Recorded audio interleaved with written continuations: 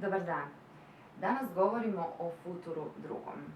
Kao i futur prvi, o kojem smo već govorili, futur drugi je također buduće glagolsko vrijeme. Futur drugi koristimo kad govorimo o radnji koja se događa u budućnosti prije neke druge buduće radnje ili istovremeno s nekom drugom budućom radnjom. Za razliku od futura prvog koji može stajati sam u rečenici, futur drugi koristi se u složenim rečenicama. Futur drugi tvori se od svršenog prezenta glagola biti, koji je ovdje označen plavom bojom, i glagolskog pridjeva radnog koji je označen crvenom.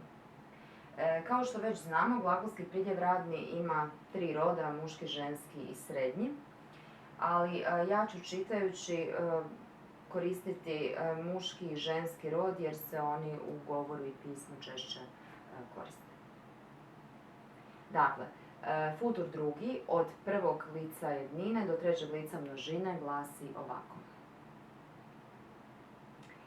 Budem došao, budeš došao, bude došao, budemo došli, budete došli, budu došli.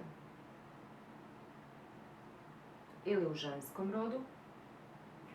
Budem došla, budeš došla, bude došla, budemo došle, budete došle, budu došle.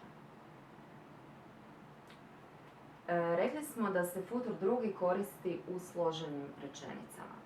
On se u složenim rečenicama koristi zajedno s futurom prvim.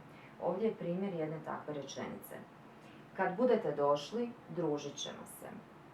Budete došli je futur drugi i to je radnja koja se u budućnosti događa prije, a družit ćemo se je futur prvi i to je radnja koja će se dogoditi nakon ove prve radnje. Također smo rekli da se futur drugi nikad ne koristi sam u rečenici, a ovdje je primjer jedne takve pogrešne rečenice. Budem došao. To je futur drugi. U ovom slučaju futur drugi mijenjat ćemo futurom prvim, a pravilna rečenica glasit će doći ću.